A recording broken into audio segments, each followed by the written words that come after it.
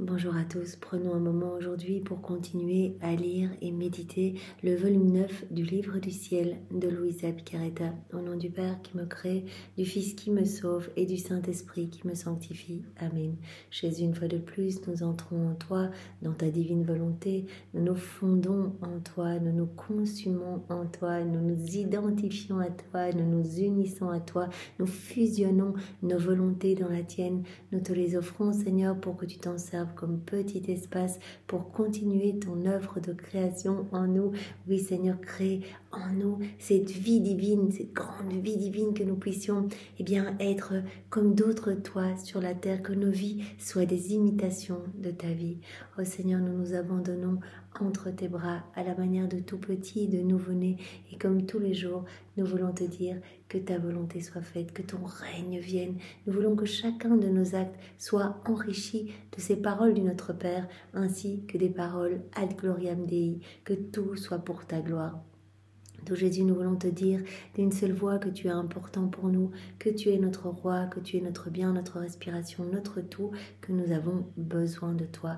Nous voulons, Seigneur, te dire dans le creux de l'oreille que nous t'aimons, nous voulons t'adorer, te louer, te bénir, te glorifier, t'honorer, te remercier, t'embrasser, te serrer, nous prosterner à tes pieds, le tout avec ta volonté, parce qu'on veut te donner du parfait, Seigneur, et on le fait au nom de toutes les générations humaines, de tous les hommes de tous les temps, en réparation pour tous ceux qui ne croient pas en toi, tous ceux qui n'espèrent pas en toi, qui ne t'adorent pas, qui ne t'aiment pas, qui te tournent le dos, qui rigolent de ta maman, se moquent d'elle, tous ceux qui commettent des actes sacrilèges, tous ceux qui prononcent des paroles blasphématoires, tous ceux qui se débaptisent, tous ceux qui sont baptisés mais qui te connaissent très peu, qui ne viennent pas t'honorer le dimanche, qui ne baptisent peut-être même pas leurs propres enfants, tous ceux qui agissent pour eux-mêmes déconnectés de ta volonté, qui agissent avec leur volonté propre.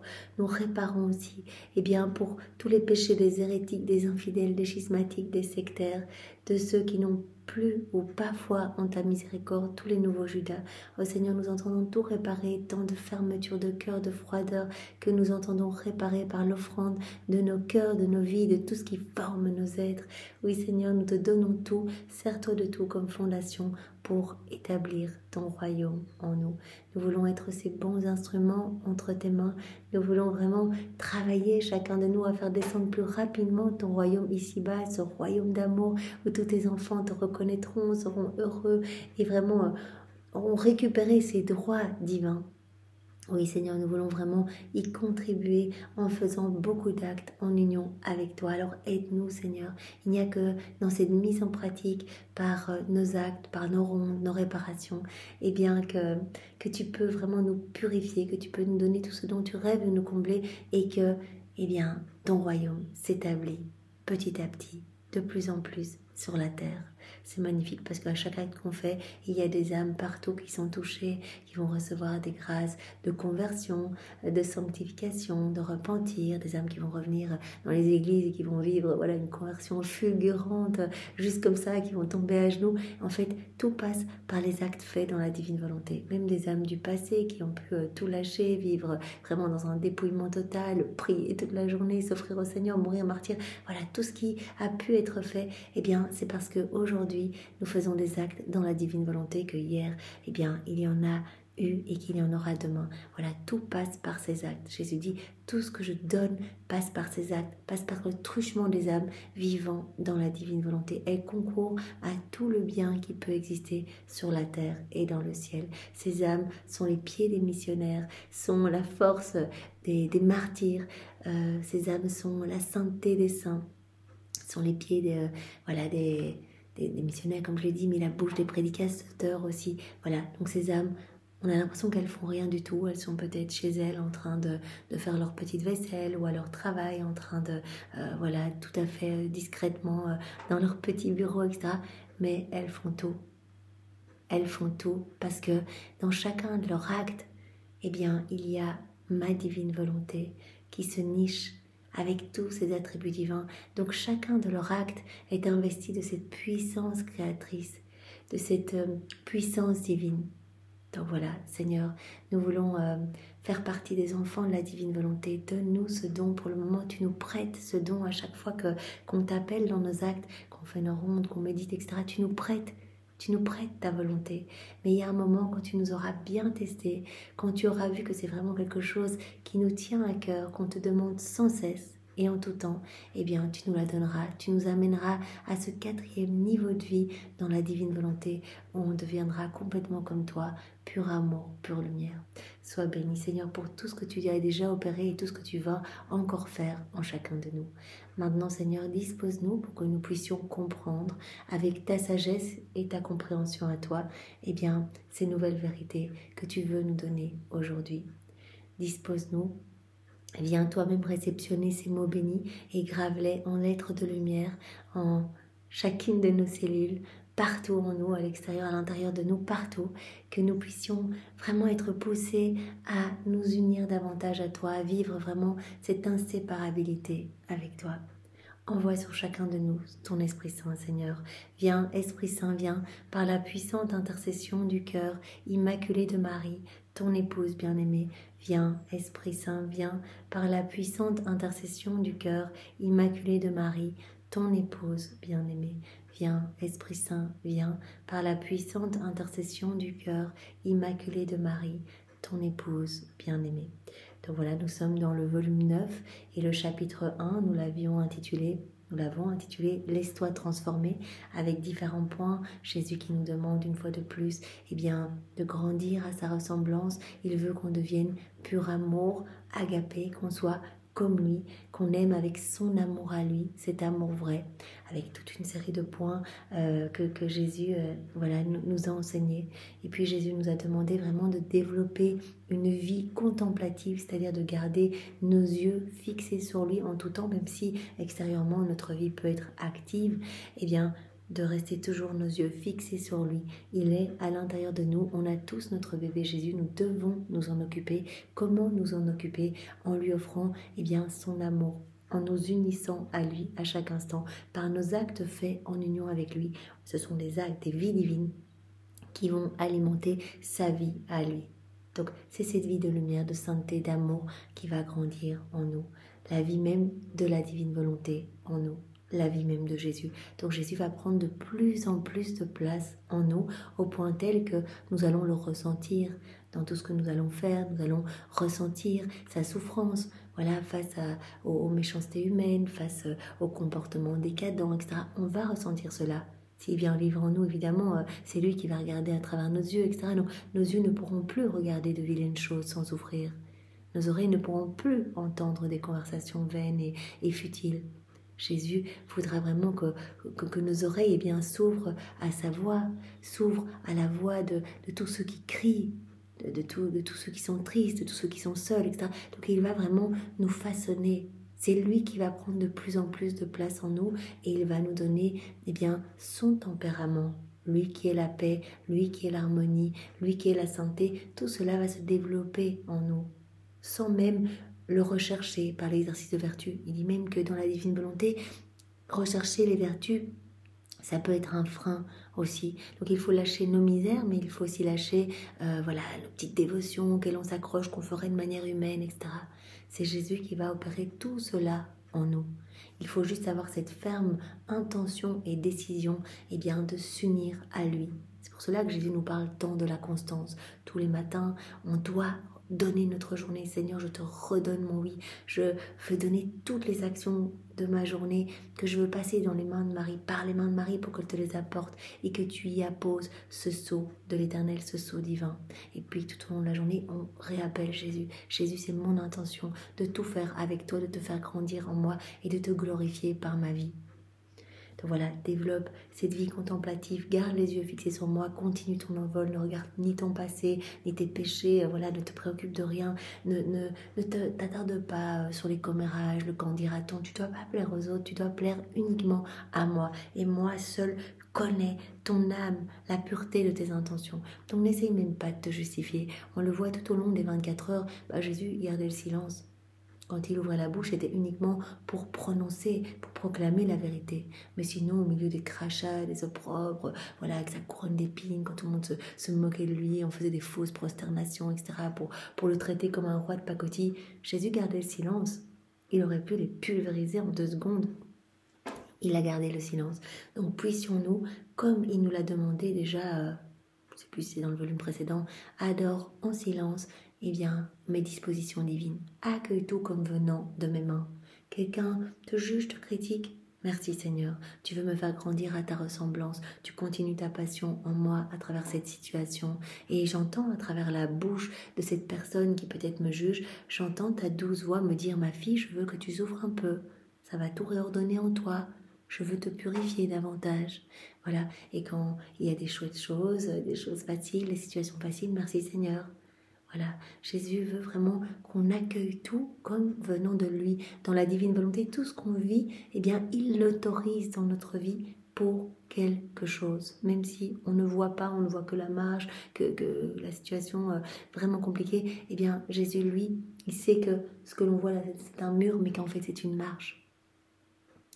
Voilà, alors Jésus nous a dit également reste calme, je ne peux pas agir si tu es agité, donc reste calme et au plus tu vas t'unir à moi, au plus tu vas acquérir en fait cette paix profonde.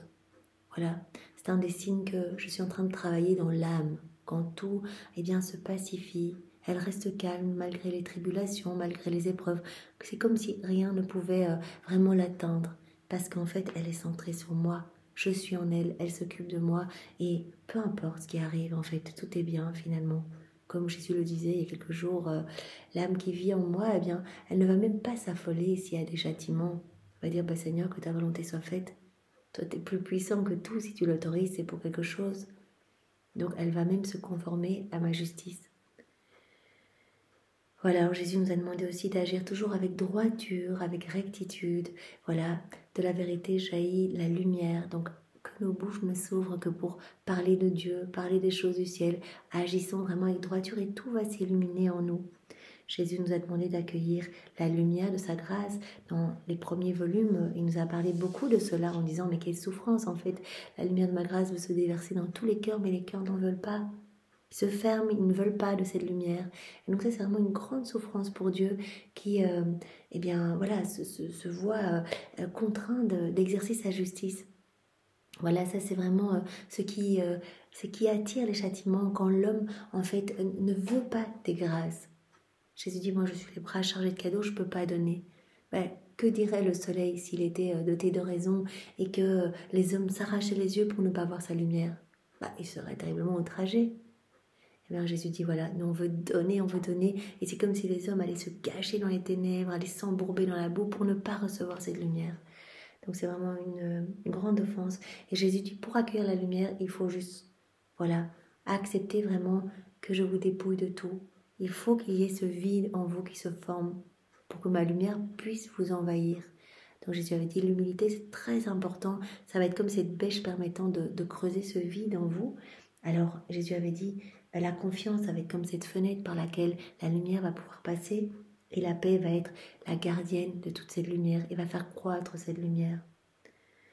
Alors Jésus nous a parlé de la croix une fois de plus en disant que la croix allait vraiment ennoblir notre âme, la purifier, que par la croix, eh bien, sa sainteté s'imprimait en nous, que cela nous rapprochait de lui, qu'il continuait sa vie, sa passion en nous à travers nos croix.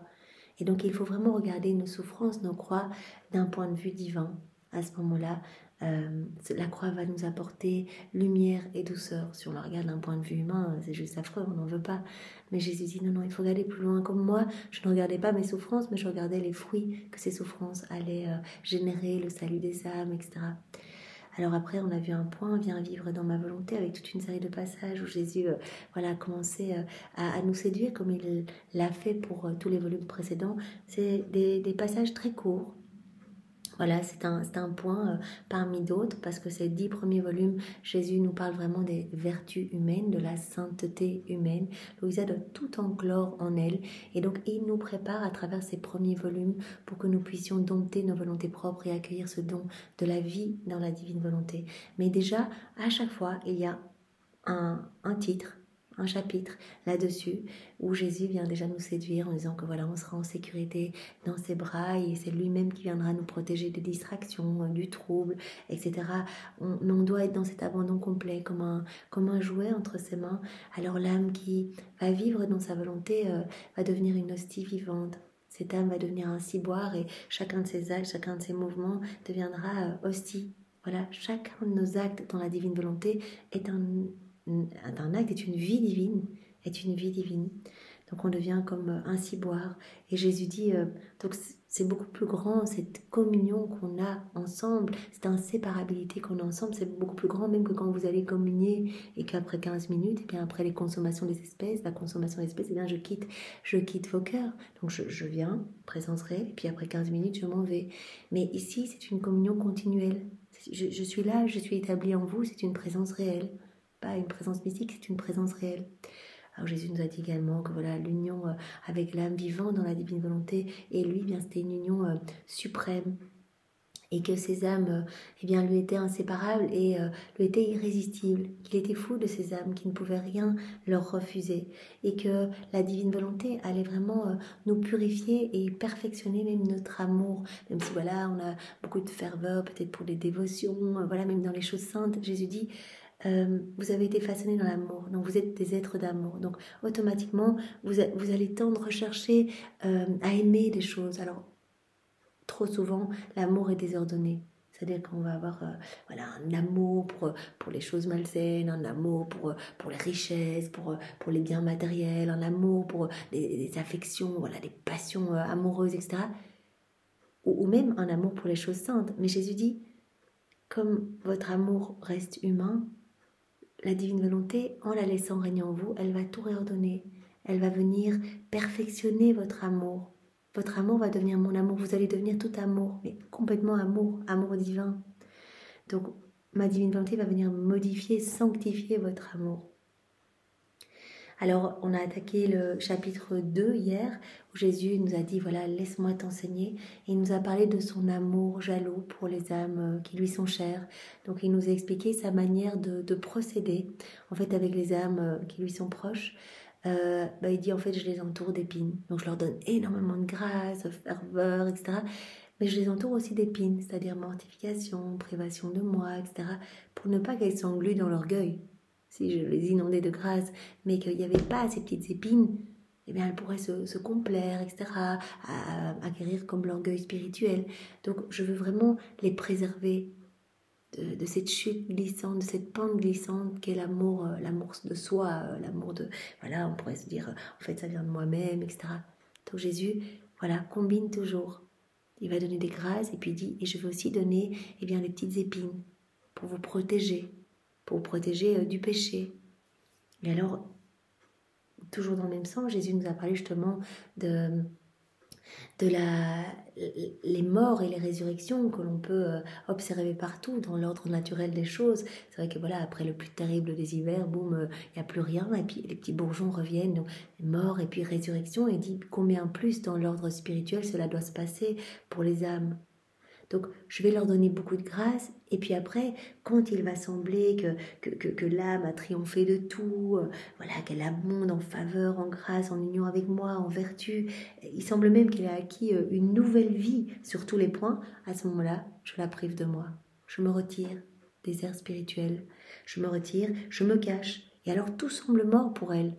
Quand on a été comblé de tout, c'est bien plus que toutes les richesses du monde, que toutes les richesses matérielles, les richesses spirituelles, mais ça nous pénètre jusque dans nos fibres les plus intimes.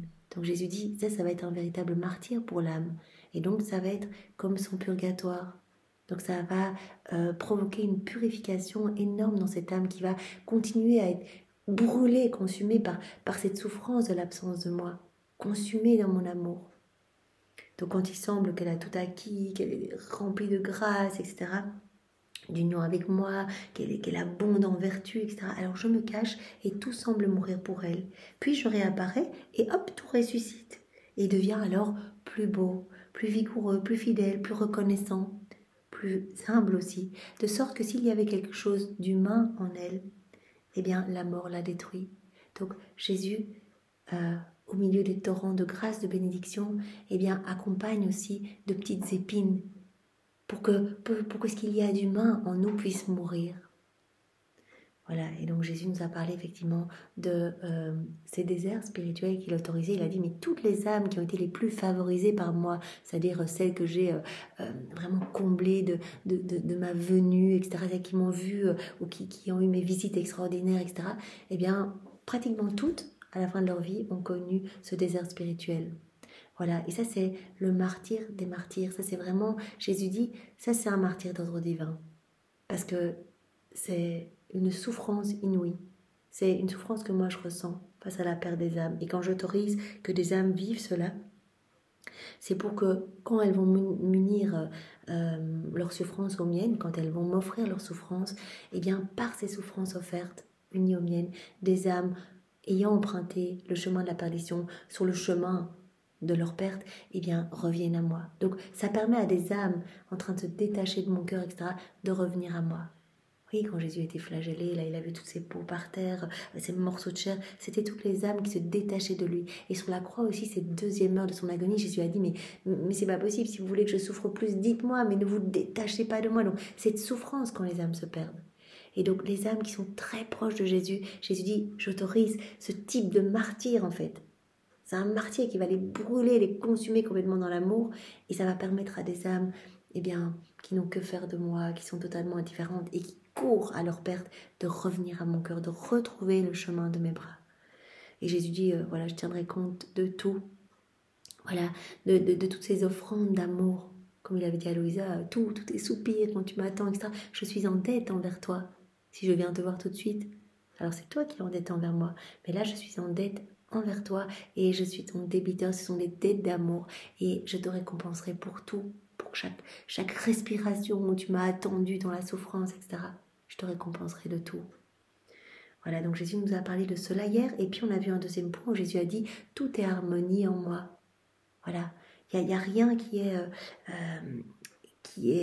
discordant en moi.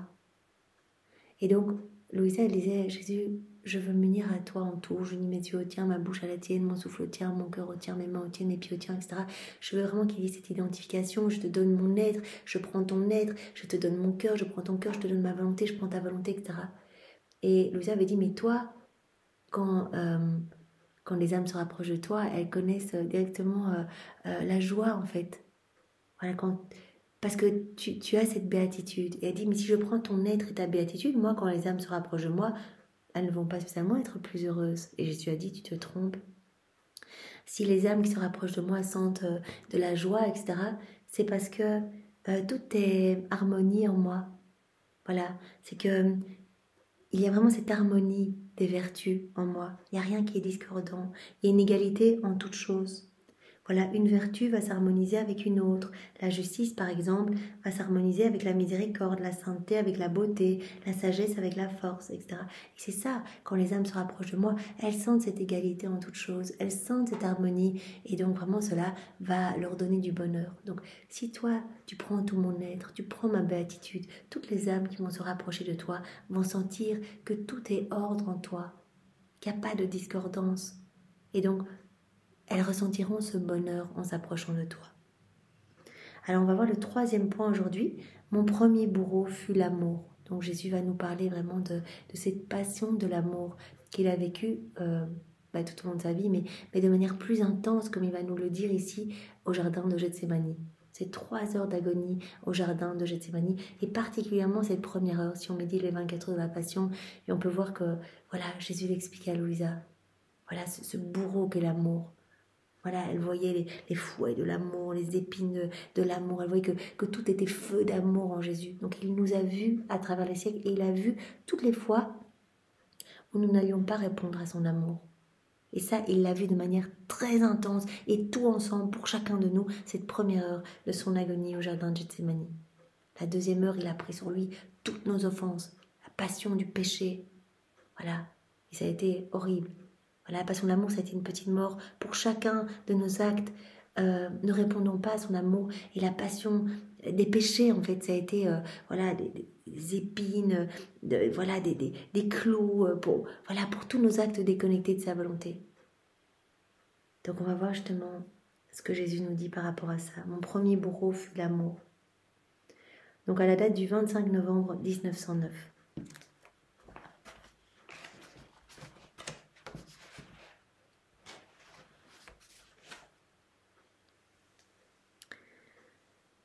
Me trouvant dans mon état habituel, je réfléchissais sur l'agonie de Jésus au jardin. Se montrant brièvement à moi, mon aimable Jésus me dit « Ma fille, les hommes n'ont agi que sur l'écorce de mon humanité, alors que l'amour éternel agissait sur tout mon intérieur. » Voilà ce qu'on voit, dernières heures de ma vie, la flagellation, couronnement d'épines, les clous dans mes mains, etc. Voilà, les crachats, les bleus partout sur mon visage, tous mes os qui étaient apparents, etc. En fait, ils ont là ce que vous pouvez voir. C'est comme si les hommes n'avaient agi que sur l'écorce, juste sur mon corps, en fait. Mais là, Jésus nous parle à travers ces 36 volumes, à travers les 24 heures, de tout ce qui se passait à l'intérieur. Cette véritable passion de l'amour, cette véritable passion aussi du péché, pour refaire toutes nos vies, pour nous réhabiliter à vivre dans le royaume de la divine volonté. Les hommes n'ont agi que sur l'écorce de mon humanité, alors que l'amour éternel agissait sur tout mon intérieur. C'était toutes mes fibres qui étaient flagellées, qui étaient vraiment, voilà, pour chacun de nos actes déconnectés de sa volonté, Jésus a reçu un clou, des clous dans ses mains, pour chacun de nos pas, des clous dans ses pieds, pour chacun de nos regards, juste même, je regarde sans penser à Jésus, sans le glorifier spécialement, des épines dans ses yeux, du fiel et du vinaigre dans sa bouche, pour toutes nos paroles qui ne le glorifient pas, etc. Donc, il y a extérieurement ce qui s'est passé fin de sa vie. Il dit, ça, ce n'était que sur l'écorce, sur mon écorce quelque part, juste sur mon humanité, l'écorce de mon humanité.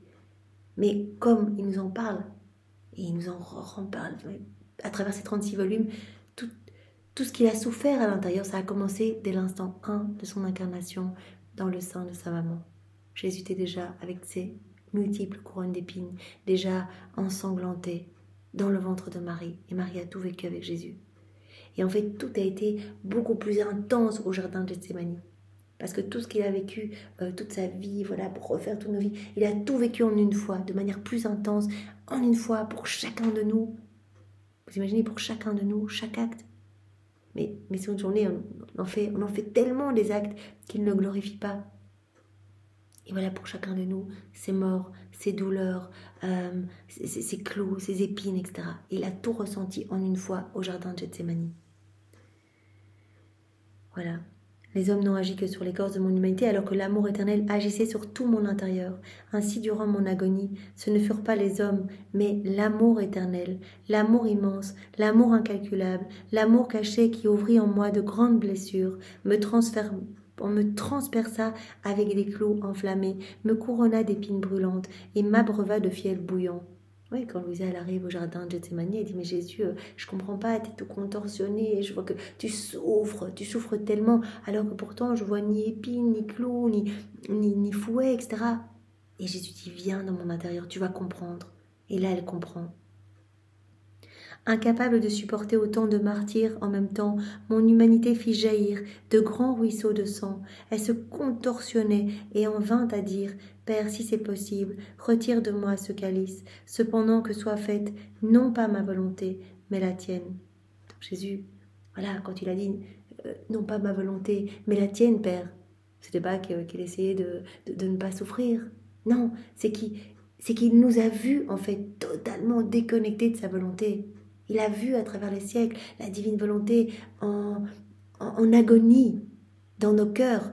C'est lui la divine volonté. Il a dit, mais je suis dans les cœurs, je suis sur la croix, je ne peux rien faire. Donc là, il a crié par trois fois, non pas ma volonté, mais la tienne, Père.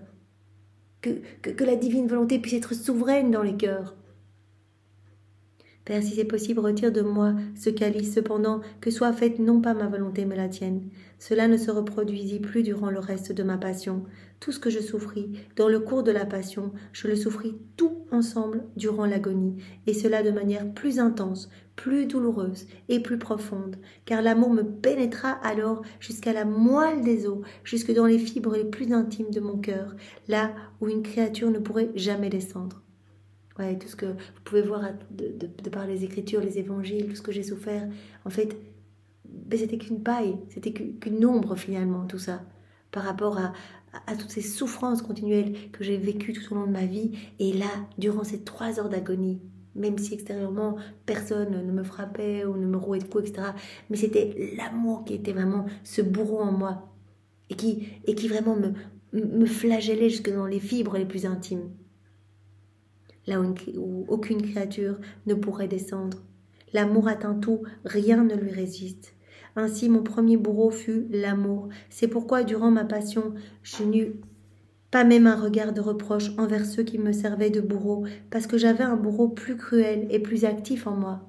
Le bourreau de l'amour. Parce que j'avais un bourreau plus cruel et plus actif en moi, l'amour. Et les endroits où les bourreaux extérieurs ne parvenaient pas, où une petite partie de moi était épargnée, l'amour prenait la relève et n'épargnait rien. Donc on comprend cette passion de l'amour et du péché que Jésus a vécu pendant ces heures au jardin de Gethsémani, au point d'en transpirer du sang. Et donc je vous propose, donc, avant de continuer dans ce passage, de jeter un œil dans ces heures justement de la passion. C'est tellement beau et c'est tellement riche. En plus, Jésus sauve une âme par mot, donc vraiment, il n'y a rien qui lui fait plus plaisir que quand on médite ces heures. Donc là, c'est cette première heure, donc on va juste prendre un petit bout pour vraiment comprendre cette passion de l'amour. Donc c'est Louisa qui arrive dans le jardin. Donc ce qui est intéressant, c'est que voilà, quand on médite ces heures, on les réactualise. Donc là, maintenant, pour chacun de nous, Jésus va vivre comme si c'était la première fois, ces 3 heures au jardin de Gethsémani. On est là, on est près de lui. Jésus, on s'unit à toi dans toutes tes peines, toutes tes réparations, toutes tes souffrances. On vient essuyer le sang sur ton visage, on te prend dans les bras, on te console, on te donne l'amour de Maman Marie là, qui n'est pas près de toi parce que le Père le veut comme ça, parce que le Père le veut ainsi. Donc on est près de toi et on veut tout partager avec toi, Seigneur. Donc Louisa arrive dans le jardin, on arrive avec elle. Jésus, tu es seul et tu recherches ma compagnie. Me voici. Jésus, je suis tout près de toi. Mon cœur souffre de te voir à terre.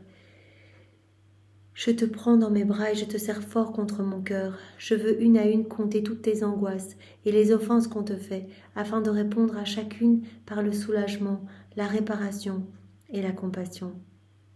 Mon Jésus, tandis que je te serrais dans mes bras, tes souffrances se sont encore accrues.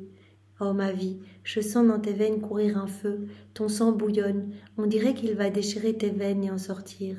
Dis-moi mon amour, qu'est-ce que tu as? Je ne vois pourtant ni trace de coups, ni épines, ni clous, ni croix, et cependant, en appuyant ma tête contre ton cœur, je sens les épines cruelles qui le transpercent, les coups impitoyables, aucune partie ni en ta chair ni en ton cœur qui soit épargnée. Il n'y a rien extérieurement, et pourtant quand je te prends dans les bras, je sens les fouets, je sens les épines, etc., tout ça à l'intérieur de toi. Voilà.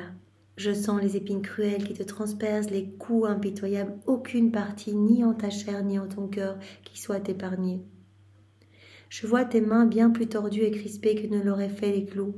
Dis-moi, mon doux bien, qui peut avoir un tel pouvoir pour te faire pareillement souffrir les plus mortels tourments jusqu'au fond de toi? Oh Jésus, il me semble que tu t'esserres les lèvres et d'une voix faible et mourante, tu me dis, « Ma fille, tu veux savoir ce qui me tourmente plus que les bourreaux eux-mêmes ?» Donc les bourreaux là qui me crachent dessus, etc. Pour ma passion. Voilà, Jésus dit, ça c'était rien. Tu veux savoir ce qui me tourmente plus? Pourquoi leurs tourments ne sont rien en comparaison de ce que j'endure en cet instant? C'est l'amour. C'est l'amour qui est mon bourreau éternel. C'est que l'amour éternel, exigeant la primauté en toutes choses, me fait souffrir tous les tourments à la fois et dans mes fibres les plus intimes. Voilà ce que je ressens là à l'intérieur. Ce que personne ne peut voir à l'extérieur, mais ce que je ressens et ce que toute ma vie j'ai ressenti. Voilà, pour refaire toutes vos vies. L'amour exigeant la primauté en toutes choses me fait souffrir tous les tourments à la fois et dans mes fibres les plus intimes, ce que les bourreaux, eux, me feront souffrir peu à peu. Mon âme, c'est l'amour qui prévaut sur moi et en moi. L'amour est pour moi un fouet, l'amour est pour moi une couronne d'épines. L'amour m'est tout, l'amour est ma passion éternelle. Tandis que celle que je souffre, là, dans mon humanité, c'est que temporaire. Là, ce que les bourreaux vont me faire, voilà, les coups, les épines qui s'enfoncent là dans ma chair, etc. les clous dans mes mains, en fait, ça ne vient toucher que l'écorce de mon humanité.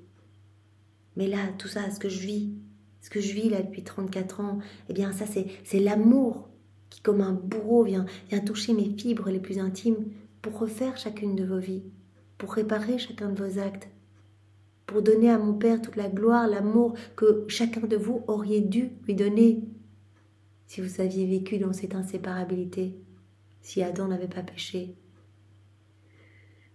Voilà, c'est que je souffle là dans mon humanité, c'est que temporaire. Ma fille, entre dans mon cœur, viens te perdre dans mon amour, et seulement dans mon amour. Comprendras-tu combien j'ai souffert pour toi, combien je t'ai aimé, et ainsi tu apprendras à m'aimer et à souffrir uniquement par amour. Jésus, puisque tu m'appelles dans ton cœur pour me faire voir ce que tu peux souffrir par amour, alors j'y pénètre. Mais qu'est-ce que je vois ? Donc Louisa, là, elle dit, ok, extérieurement, on voit rien. Jésus dit, mais non, c'est tout à l'intérieur, là, je souffre, c'est l'amour qui est vraiment mon bourreau éternel, en fait.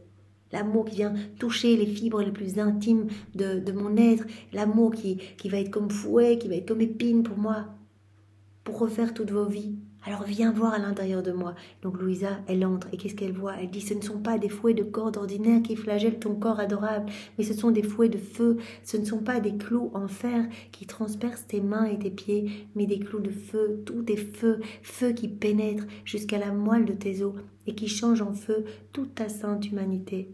Cela te procure des peines indicibles et mortelles, certainement plus intenses encore que la passion elle-même. Il se prépare déjà avec ton sang un bain d'amour où les âmes qui le voudront se plongeront pour se laver de toute souillure. C'est ainsi qu'elles acquerront leur droit de fils et de filles de l'amour. Voilà, l'amour, eh bien, a été tout au long de ce moment sur la terre mon bourreau. C'est l'amour en fait qui venait tout crucifier en moi. Les fibres les plus intimes, voilà, tout était feu en moi, feu d'amour. Et alors la deuxième heure de son agonie, eh bien voilà, Jésus a pris tous nos péchés. Donc il y a eu la passion de l'amour et la passion du péché. Et puis Jésus dit, et puis la passion voilà, que les Juifs m'ont fait subir là. Mais ce n'était que sur l'écorce de mon humanité. Donc, durant cette deuxième heure, Louisa arrive près de Jésus et dit, Jésus, mais je te vois déjà chargé de tous les péchés du monde, de nos misères et faiblesses, de nos fautes les plus grosses, de nos ingratitudes les plus sombres, des iniquités les plus graves, cruauté, haine, tuerie, juron, hérésie, schisme, méchanceté de toutes sortes. Tout est là devant toi, t'opprime, t'écrase, te blesse. Jésus a dû reprendre toutes ces offenses, ces méchancetés sur lui, etc. Il a dû les sentir, là, les crimes, les cruautés, la haine, etc. Il a dû tout sentir en lui, tout prendre en lui, tout vaincre avec sa volonté humaine, unie à sa divine volonté, et tout refaire avec sa divine volonté, tout réparer pour donner à son Père eh bien, ce qu'on ne lui avait pas donné. Jésus, tu es écrasé par tous ces péchés, et toi que fais-tu? Ton sang bouillonnant endigue ces offenses, tes veines s'ouvrent, le sang jaillit, il imprègne tes vêtements et coule jusqu'à terre. Ton sang contre les offenses, ta vie contre la mort, tu donnes tout. Oh mon amour, en quel état te vois-je? Mon bien, ma douce vie, ne meurs pas, relève ton visage de cette terre trempée de ton sang, viens dans mes bras, fais qu'en t'embrassant je meure à ta place. J'entends ta très douce voix tremblante dire, Père, si cela est possible, éloigne de moi ce calice. Cependant, Père, que ta volonté soit faite et non la mienne. C'est la deuxième fois déjà que tu dis cela, mon doux Jésus. Oh, que ta voix me déchire le cœur. Tu penses à toutes ces âmes endurcies, à ce que ta volonté soit faite qui devrait être la vie de toutes les créatures, mais presque toutes le refusent et plongent dans la mort. Toi qui veux donner la vie à toutes et réparer pour celles qui se perdent, tu répètes par 3 fois, Père, s'il est possible, éloigne de moi ce calice, il est très amer, cependant que ta volonté soit faite et non la mienne. Et donc Jésus explique un peu plus tard, voilà, Louisa vient, elle embrasse le cœur de Jésus et elle dit, Jésus, en ces heures, tu veux donner la toute première place à l'amour et la seconde à tous les péchés pour lesquels tu expies, répare, glorifie le Père et apaise la divine justice. Et la troisième place revient aux Juifs. Tu veux ainsi montrer que la passion que tu endures de leur part n'est pas autre chose. Donc cette passion-là que Jésus a endurée sur l'écorce de son humanité, comme il dit, c'est pas autre chose que la double passion que te font endurer l'amour et le péché. Donc la première passion, Jésus a dit, mais c'est cette passion éternelle, l'amour. Tout était feu d'amour en Jésus. Fouet de feu, flagellation de feu, épines de feu, etc. Tout était feu en lui. Donc il a vu toutes les fois on allait rejeter son amour et vraiment, il bouillonnait d'amour pour nous. Ça l'a vraiment mais crucifié dans les fibres les plus intimes. Transpercé, flagellé dans les fibres les plus intimes. Cette passion de l'amour et puis la passion du péché. Et puis la passion des Juifs. Donc voilà, tu veux ainsi nous montrer que la passion que tu endures de leur part n'est pas autre chose que la double passion que te font endurer l'amour et le péché. C'est ainsi que je vois tout à la fois dans ton cœur la lance de l'amour, la lance du péché et bientôt la lance de ton peuple. Donc voilà, tout ça pour illustrer ce passage d'aujourd'hui où Jésus a dit, voilà, moi, mon premier bourreau fut l'amour. Tout au long de ma vie, en fait, l'amour, tout était feu en moi. Voilà, et je vous voyais à travers les siècles et je refaisais vos vies. Et cela me coûtait des morts. Je refaisais tous vos actes. Je vivais en moi toutes vos ingratitudes, toutes les fois où vous ne vouliez pas de moi, etc. Donc passion de l'amour, passion du péché, et puis cette troisième passion, passion des Juifs. Ainsi mon premier bourreau fut l'amour. C'est pourquoi durant ma passion je n'eus pas même un regard de reproche envers ceux qui me servaient de bourreau, parce que j'avais un bourreau plus cruel et plus actif en moi, l'amour. Et les endroits où les bourreaux extérieurs ne parvenaient pas, où une petite partie de moi était épargnée, l'amour prenait la relève et n'épargnait rien du tout. Et c'est ce qui arrive dans toutes les âmes. Le travail principal est fait par l'amour. Vous vous rappelez ce passage qu'on a vu dans la fin du volume 8, il me semble, où Jésus dit, voilà, mon amour, il est dévorant. En fait, mon amour ne dit jamais c'est assez, je veux travailler vos cœurs. Par mon amour, je veux vous transformer complètement. Je veux vous vider de tout pour vous remplir de moi. C'est ce qui arrive dans toutes les âmes. Le travail principal est fait par l'amour. Et quand l'amour a agi et remplit l'âme, ce qui apparaît à l'extérieur n'est que le débordement de ce qui a été effectué à l'intérieur. Donc c'était dans le volume 8, donc comme on est dans ce même volume qui reprend le 7, 8, 9, eh bien on peut aller regarder, ça date du 10 août 1908. C'est toujours bon de toute façon de se rappeler les vérités. Jésus dit, c'est comme si vous veniez frapper votre âme, en fait, avec votre âme qui est comme un fer noir, avec des fouets de l'amour, en fait. Le fait de vous remastiquer ces vérités, en fait, c'est comme si vous vous donniez des coups à vous-même. Et donc, cela produit des petites étincelles. Et le fer devient plus malléable, en fait. Je peux vous travailler vraiment quand vous digérez ces vérités, que vous en reparlez. Et puis, j'entends votre voix qui tient compagnie à ma voix. Et à chaque fois, eh bien, il y a de nouveaux cadeaux qui vous ont donnés. Donc c'est très court, donc c'est à la fin de ce passage donc du 10 août 1908. Mon amour ne dit jamais c'est assez, même si l'amour fouette l'âme et la met en pièces. Ces pièces crient amour. L'amour ne dit jamais assez, et non content, il pulvérise ces pièces, les réduit à néant. Et dans ce néant, il souffle son feu et lui donne sa propre forme. Jésus, en fait, il veut nous transformer complètement. Son amour nous poursuit et veut en fait nous vider de tout ce qu'il y a de mauvais, de tout ce qu'il y a d'humain, pulvériser tout ce qu'il y a de mauvais en nous pour nous remplir de lui. Voilà, mon amour non content pulvérise les pièces, les réduit à néant, et dans ce néant, il souffle son feu et lui donne sa propre forme. Rien d'humain ne s'y mêle, mais seulement du divin. C'est alors que l'amour chante sa gloire, sa bravoure, ses prodiges, et dit « Je suis content, mon amour a gagné. Il a détruit l'humain et bâti le divin. » Donc, l'amour de Jésus nous poursuit.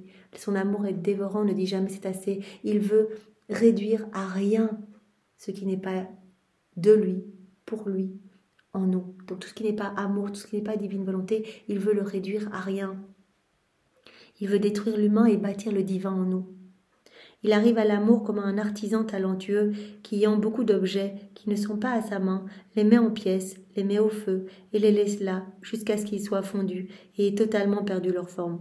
Des objets un peu inutiles, eh bien voilà, un artisan talentueux mettra tout, fondra tout pour faire vraiment des objets eh bien dignes de son travail, de son talent. Voilà, il veut que ces objets perdent leur forme pour en faire de nouveaux, des beaux objets. Par la suite, il fait d'eux de nouveaux objets plus beaux, plus plaisants, dignes de son talent. Il est vrai que pour les humains, cette activité de l'amour, je veux vous réduire en piège, je veux détruire en vous tout ce qui n'est pas divin. Voilà, il est vrai que ça peut paraître un petit peu difficile, cette activité de l'amour. Mais quand l'âme verra ce qu'elle aura gagné, elle verra comment la beauté aura remplacé la laideur, la richesse aura remplacé la pauvreté, la noblesse aura remplacé la vulgarité. Alors elle chantera elle aussi les gloires de l'amour. Ce travail que Jésus veut faire en nous, ce travail de l'amour, il veut tout pulvériser en nous pour vraiment nous donner sa forme, qu'on prenne la forme de l'être divin, qu'il n'y ait plus rien d'humain en nous. Il sait bien que nous, eh bien, on s'enténèbre à chaque fois qu'on agit sans lui.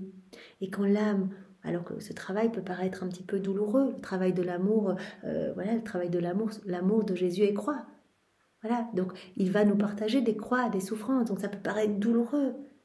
Mais comme Jésus nous l'a dit, il faut tout regarder d'un point de vue divin. Il est en train d'opérer une purification en nous, il est en train de tout réordonner en nous. Et quand l'âme regardera tout d'un point de vue divin, elle verra que la beauté aura remplacé la laideur, elle verra la richesse qui remplace la pauvreté, la noblesse qui va remplacer sa vulgarité, etc. Alors elle aussi, elle ne pourra faire qu'une chose, chanter les gloires de l'amour. Donc voilà, Jésus est amour, son amour est croix. Et donc il veut nous partager ses croix, des souffrances, des situations plus difficiles pour pulvériser en nous ce qu'il y a de mauvais, pour tout réordonner en nous, pour que tout ne soit qu'harmonie en nous. Donc Jésus dit, en moi, mon premier bourreau fut l'amour. Et mon amour veut maintenant vous travailler, veut vous aussi, veut vous nettoyer, veut vous purifier, veut vous rendre semblable à moi. En fait, je veux que vous soyez d'autres moi sur la terre. Donc quand l'âme se rendra compte que ce travail peut être un peu douloureux de l'amour, eh bien, aura vraiment adouci, aura vraiment illuminé tout son être, eh bien cette âme chantera elle aussi les gloires de l'amour. Voilà, donc c'est ce qui arrive dans toutes les âmes. Le travail principal est fait par l'amour, et quand l'amour a agi et rempli l'âme, ce qui apparaît à l'extérieur n'est que le débordement de ce qui a été fait, ce qui a été effectué à l'intérieur. Voilà ce travail de l'amour en nous.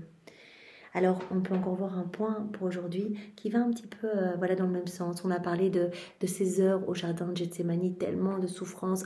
Jésus qui a tout vécu de manière plus intense, plus forte. Là, durant ces 3 heures, passion de l'amour, passion du péché. Il a tout vécu, il en a même voilà, transpiré du sang, et durant la 3e heure, d'ailleurs Louisa va avec maman Marie distribuer ce sang à toutes les âmes, qu'aucune goutte ne soit perdue. Voilà. Alors ici, Jésus va nous dire, ces 3 heures de mon agonie au jardin de Gethsémani ont servi aussi à accompagner les agonisants durant leur agonie. Et les 3 heures de mon agonie sur la croix, eh bien, ont servi aussi à accompagner l'âme lors de son dernier souffle. Donc Jésus dit, j'ai dédié 6 heures de ma passion pour accompagner les agonisants et les aider au moment de leur dernier souffle. Donc c'est ça, c'est ce point-là qu'on va voir. J'ai dédié 6 heures de ma passion pour aider les hommes à bien mourir. Donc Jésus va nous parler vraiment de ce passage de la mort, et que voilà, on n'a pas à s'inquiéter, et que Jésus dit, voilà, la mort, en fait, c'est quelque chose qui va, par votre mort aussi, les voiles vont se déchirer, et toute la lumière que je gardais un petit peu voilée en vous, pour vous éviter l'orgueil, aussi pour vous aider à rester vraiment sur ce chemin de sainteté, et peut-être voilà, les personnes qui toute votre vie vous auront jugé, et bien au moment de votre mort, il y a ce voile qui va se déchirer, et voilà, la lumière alors va les inonder, et elles vont comprendre davantage. Jésus veut dire, regardez, moi, pendant ma vie, j'ai été méprisée, voilà, durant ces heures de ma passion, on me crachait dessus, etc. Et au moment de ma mort, quelque chose s'est passé. Toute la création, toutes les créatures se sont mis à genoux, m'ont reconnu comme le Fils de Dieu. Celui-ci était vraiment le Fils de Dieu. Donc voilà, Jésus va nous parler de cela dans ce point, dans ce passage du 4 juillet 1910.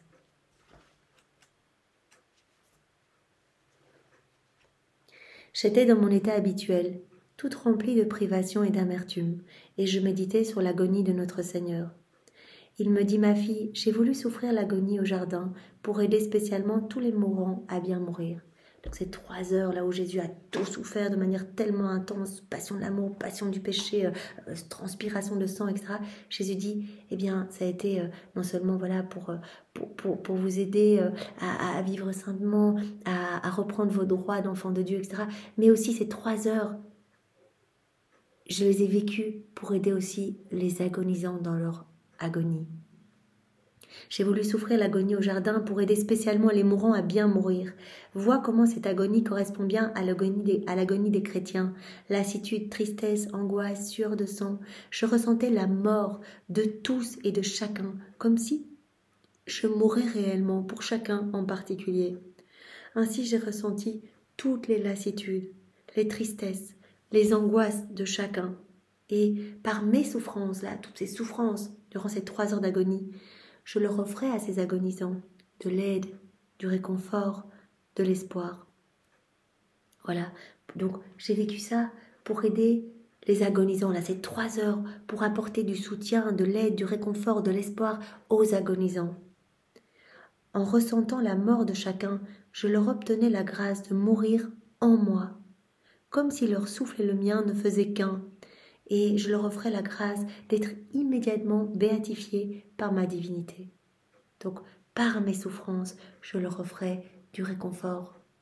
Je leur offrais de l'aide, de l'espoir, la grâce de s'éteindre en moi. Voilà, d'être béatifiés par ma divinité. Donc, j'ai tout ressenti. Là, durant ces 3 heures, j'ai ressenti l'angoisse des agonisants, la tristesse, l'amertume, les sueurs de sang, voilà, la peur, etc. des agonisants. Et par mes souffrances, je leur offrais de l'aide, du réconfort, du soutien, de l'espoir, etc. Si j'ai subi mon agonie dans le jardin, plus particulièrement pour les mourants, mon agonie sur la croix fut pour aider ceux-ci à leur tout dernier moment, à leur dernier souffle. Les 3 heures au jardin de Gethsémani, c'était pour aider tous les agonisants, toute cette grosse période d'agonie. Et des personnes qui agonisent toute la nuit, etc. Et donc Jésus, par ses souffrances, apportait du soutien à tous les agonisants à travers les siècles, de l'amour, de l'espoir, etc. Et Jésus dit, et ces 3 heures d'agonie sur la croix, là vraiment, j'ai apporté du réconfort, particulièrement pour le tout dernier moment, le dernier souffle de leur vie, pour aider tous les agonisants à leur dernier moment, à leur dernier souffle. Ce furent 2 agonies différentes. Mon agonie dans le jardin, elle fut pleine de tristesse, elle fut pleine de peur, d'anxiété et de frayeur. D'ailleurs, dans des révélations données à d'autres mystiques comme Anne-Catherine Emmerich ou Maria Valtorta, particulièrement chez Anne-Catherine Emmerich, ce qui m'avait vraiment touchée, c'est, voilà, on voyait Jésus dans ce jardin, mais c'était affreux en fait. Tous nos péchés étaient comme des monstres en fait, qui venaient l'assaillir. Donc vraiment, il était attaqué de partout en fait. Il souffrait à l'intérieur, c'est mort pour tous nos manquements d'amour. Et à l'extérieur, c'était comme des démons qui venaient le mettre par terre, qui vraiment lui... Il y avait aussi Satan qui vraiment l'a tenté en disant, mais regarde, tu te souffres tout ça pour rien, regarde tous les âmes qui vont se perdre, etc. Donc ça a été juste une horreur.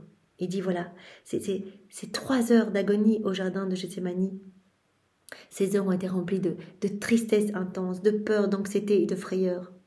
Voilà. Et par ces souffrances, j'aidais tous les agonisants là, pendant leurs agonies, leur tristesse, leur désespoir, etc. Je les aidais à ce moment-là. Tandis que mon agonie sur la croix, elle a été remplie de paix. Elle a été remplie de calme, imperturbable. Et si j'ai crié « j'ai soif », il y avait un autre passage comme ça plus tard dans les volumes où Jésus dit, en fait il expliquait que cette soif était « j'ai soif de votre amour, j'ai soif de vos affections, de vos désirs, j'ai soif de votre cœur, j'ai soif de votre volonté, j'ai soif de vous en fait, je suis amoureux de vos âmes ».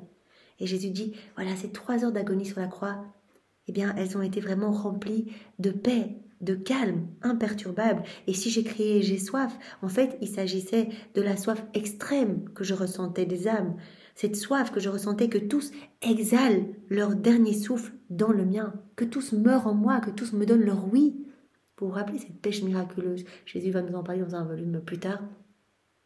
Voilà, il nous a dit à la dernière heure, donc dernier moment, quand l'âme va mourir, je me montre, et c'est la pêche miraculeuse, je montre tout mon amour, je montre voilà tout ce que j'ai fait pour cette âme, etc. Je l'inonde de tendresse. Et là, l'âme va pouvoir me dire son oui ou son non. Mais vraiment en toute connaissance, en voyant tout mon amour. Voilà. Et Jésus dit, là, c'est vraiment une grande pêche parce qu'il y en a très peu finalement qui disent non. Et donc, là, sur la croix, Jésus dit, mon agonie était vraiment dans ce calme imperturbable. Et si j'ai crié, j'ai soif, c'est vraiment cette soif du oui des âmes, en fait. Cette soif que tous exhalent leur dernier souffle en moi, dans mon souffle à moi. Et en voyant que plusieurs allaient passer outre ce désir, dans un profond chagrin, j'ai crié, j'ai soif. Et ce j'ai soif continue encore de se faire entendre à tous et à chacun, comme une cloche à la porte de leur cœur. J'ai soif de toi, j'ai soif de ton âme. De grâce ne sors jamais de moi, mais entre en moi et meurs avec moi, meurs en moi. Donne-moi ton oui. Donc ce j'ai soif continue de poursuivre chacun de nous, continue de résonner aux oreilles des agonisants. J'ai soif de ton âme, dis-moi oui, viens t'unir à moi, meurs en moi. Tu seras sauvé. Et nous, on peut reprendre toutes ces paroles quand on médite les sources de la passion. On peut aller auprès de chaque agonisant pour dire, quand Jésus va venir, donne-lui ton oui. Il t'aime, il a tout fait pour toi, donne-lui ton oui et tu seras sauvé, tu seras sauvé. Tu devras passer par les flammes de l'amour, le purgatoire, mais tu seras sauvé. Si tu dis oui, directement tu deviens une âme sainte. Ainsi, nous dit Jésus, j'ai dédié 6 heures de ma passion, j'ai donné 6 heures de ma passion pour aider les hommes à bien mourir. Jardin de Gethsémani, pour aider toute l'agonie de chacun des mourants, et puis 3 heures sur la croix pour aider les âmes à donner leur oui, pour aider les mourants à leur dernier souffle. J'ai dédié 6 heures de ma passion pour aider les hommes à bien mourir, les 3 dans le jardin pour les aider pendant leur agonie, et les 3 sur la croix pour les aider à leur tout dernier souffle. En conséquence, tous ne devraient-ils pas regarder la mort avec le sourire, tout particulièrement ceux qui m'aiment et essayent de se sacrifier sur ma propre croix? Voilà. Tous ne devraient pas regarder la mort avec sourire en se disant mais Jésus là, a donné 6 heures, il va nous aider au moment de notre agonie, et d'autant plus si toute notre vie on a recherché sa présence, à être unis à lui, etc. En fait, ce moment, cette rencontre avec Jésus, ça va être merveilleux. C'est ce qu'on aura attendu toute notre vie finalement. Voilà, nous qui aimons Jésus, qui lui parlons à chaque instant, qui lui laissons toute la place en nous, mais ce moment on va le voir, ça va être incroyable. On va être baigné dans sa lumière, on va reconnaître sa splendeur, on va reconnaître notre amour en fait. Vois-tu combien la mort est belle et combien les choses ont changé? Donc la mort va changer aussi les choses. Pendant ma vie, Jésus nous dit, je fus méprisé et mes miracles même n'eurent pas les effets de ma mort. Jusque sur la croix, j'ai subi des insultes, mais dès que je suis mort, ma mort eut la puissance de changer les choses. La mort va changer les choses. Regardez, moi, durant ma vie, tout le monde, voilà, il y avait beaucoup d'incrédulité autour de moi, etc. Même on m'insultait alors que j'étais sur la croix, on blasphémait, etc. Et au moment où je suis mort, tout a changé. Tous se frappèrent la poitrine en me reconnaissant comme le Fils de Dieu. Mes disciples aussi prirent courage, alors que les disciples, ont été si lâches en fait durant la passion de Jésus. Ils sont tous fuis, ils sont tous partis, etc. Jésus l'a dit quand il a été jeté dans le cédron, il dit mais où sont mes amis? Où sont-ils? Donc Jésus cherchait du regard ce que sa bouche n'osait demander, quelqu'un pour lui tenir compagnie dans cet abandon extrême. Et il nous voyait à travers les siècles, nous enfuir de son cœur, etc. Donc au moment où je suis mort, tous se frappèrent la poitrine, tous m'ont reconnu comme le Fils de Dieu. Et mes disciples ont pris courage. Certains, donc on sait, Joseph et Nicodème, qui avaient été cachés en fait durant ma vie, se sont enhardis et ont réclamé mon corps et m'ont donné une sépulture honorable. À l'unisson, le ciel et la terre confessèrent que j'étais le Fils de Dieu. Voilà, les bourreaux sont mis à genoux, on dit celui-ci était vraiment le Fils de Dieu. Voilà, toute la création, voilà, il y a eu ce tremblement, etc. Tous et toute la création ont reconnu que Jésus était le Fils de Dieu. Et les disciples qui étaient restés cachés là, au moment de ma mort, eh bien ils sont enhardis, ils ont été demander mon corps pour me donner une sépulture honorable. La mort est quelque chose de grand, de sublime. Les choses se passent ainsi pour mes propres enfants. Durant leur vie, ils peuvent être méprisés, opprimés, etc. Donc Jésus dit, les âmes qui me reconnaissent, sont près de moi, essayent de me laisser vivre à travers leur humanité, etc. Eh bien, durant leur vie, ça peut être exactement comme pour moi. Ils peuvent être méprisés, ils ne vont pas être reconnus, etc. Durant leur vie, ils sont méprisés, opprimés. Leur vertu, qui, comme la lumière, devrait briller aux yeux de ceux qui les entourent, reste à demi voilée. Leur héroïsme dans la souffrance, leur abnégation et leur zèle pour les âmes projettent à la fois de la lumière, mais aussi des doutes. Et Jésus dit, ça peut produire des doutes chez les personnes qui les entourent. Et c'est moi qui permets cela. C'est Jésus qui permet en fait de garder un petit peu toute cette lumière voilée. Voilà, Jésus dit l'héroïsme dans la souffrance, l'abnégation, le zèle pour les âmes, etc. Eh bien, je permets que cette lumière soit un petit peu voilée. Voilà, qu'il puisse encore y avoir des doutes chez les personnes qui se trouvent autour de vous. C'est moi-même qui permets cela afin que soit préservée la vertu de mes chers enfants. Voilà, pour éviter l'orgueil, je permets que tout soit un petit peu voilé et que mes âmes chères rencontrent des oppositions, rencontrent des jugements, etc. Mais dès qu'ils meurent, dès que ces âmes qui me sont chères meurent, comme ces voiles ne sont plus nécessaires, plus besoin de ces voiles. Voilà, là, elles sont confirmées, plus besoin de ces voiles. Et je les retire. Et alors les doutes deviennent des certitudes. La lumière se fait pleine et fait apprécier leur héroïsme.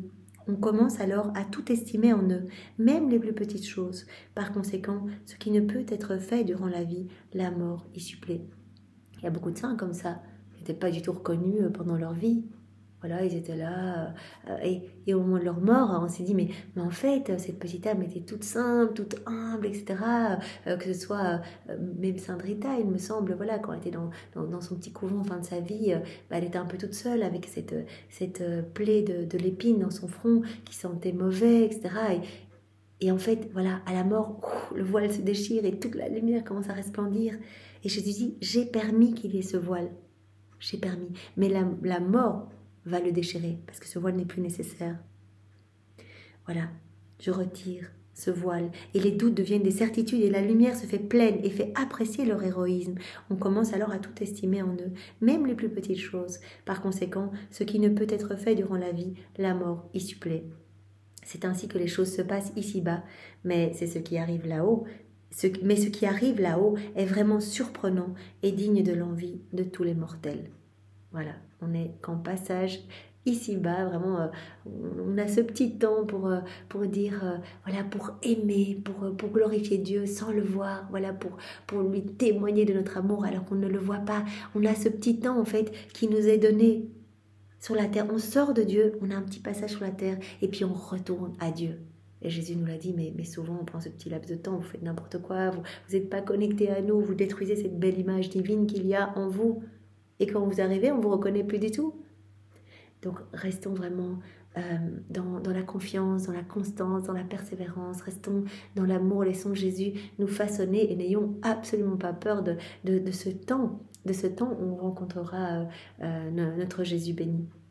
Voilà, Jésus dit, et alors, voilà, faites passer autour de vous que moi j'ai donné 6 heures de ma passion pour accompagner les agonisants, toute leur agonie, et puis aussi au moment, leur dernier souffle, là, les 3 heures de mon agonie sur la croix, c'était vraiment comme soutien pour le moment où les âmes vont mourir, vont donner leur dernier souffle.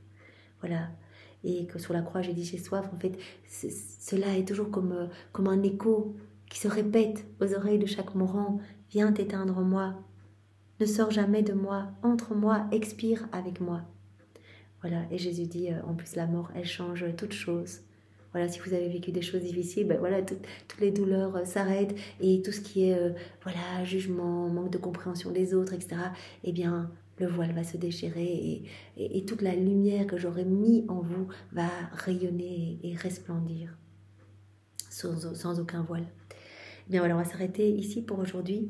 Donc Jésus nous a parlé de son agonie au jardin de Gethsémani où il a dit, mais mon premier bourreau a été l'amour tout au long de ma vie et j'ai ressenti tout de manière plus intense au jardin de Gethsémani. Là, voilà, tout était feu en moi, etc. Donc on a vu cette heure-là, cette première heure de son agonie dans les 24 heures de la Passion.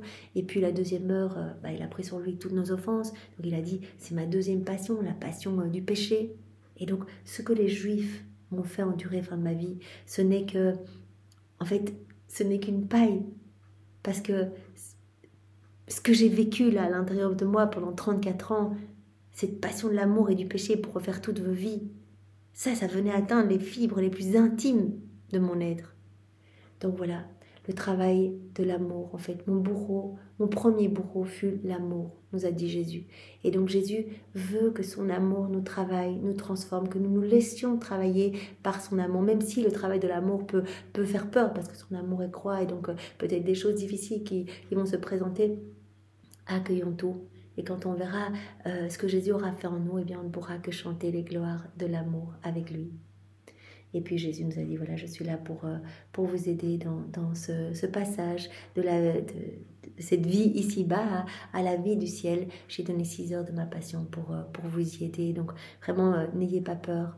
Et puis toute âme possède vraiment le passeport. En fait, j'ai tout fait pour chacun de vous. Vos vies sont saintes, vos vies sont... J'ai tout fait pour chacun de vous. Il suffit que vous me donniez vos oui et vous allez décrocher tous ces moments que j'ai déjà fait pour vous. Pourquoi avoir peur de la mort? Voilà, ce n'est qu'un passage.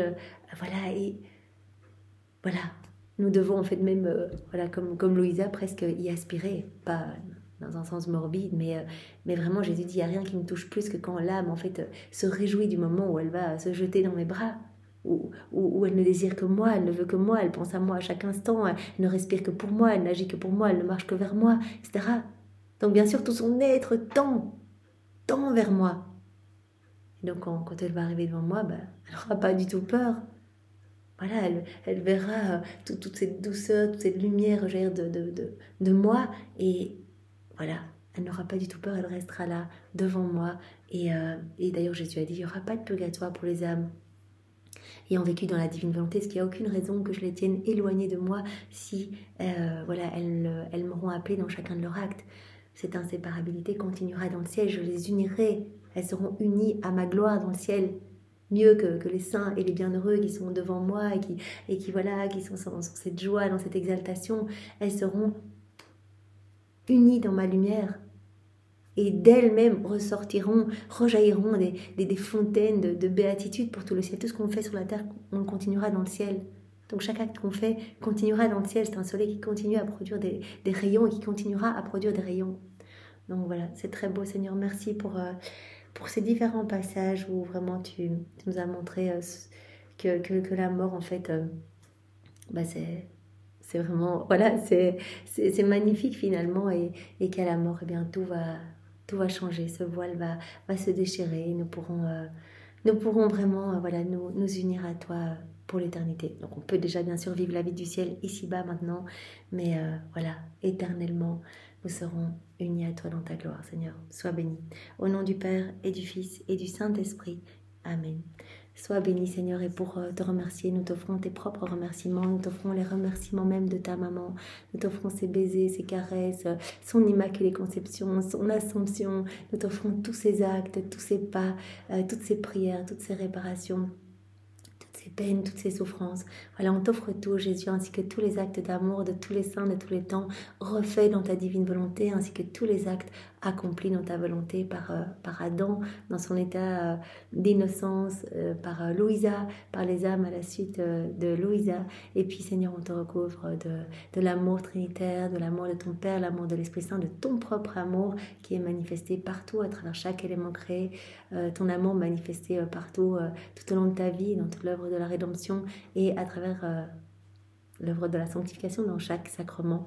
Voilà, Seigneur, on reprend tout cet amour, on y agite aussi tous tes attributs divins, on met nos je t'aime et on te redonne tout continuellement en remerciement, voilà, pour ces enseignements que tu nous as donnés, mais également en remerciement pour tout ce que tu fais pour nous et pour ces bombardements d'amour continuels avec lesquels tu nous assailles à chaque instant. Sois béni, Seigneur, au nom du Père et du Fils et du Saint-Esprit. Amen. Passez une belle journée à tous. Au revoir, soyez bénis.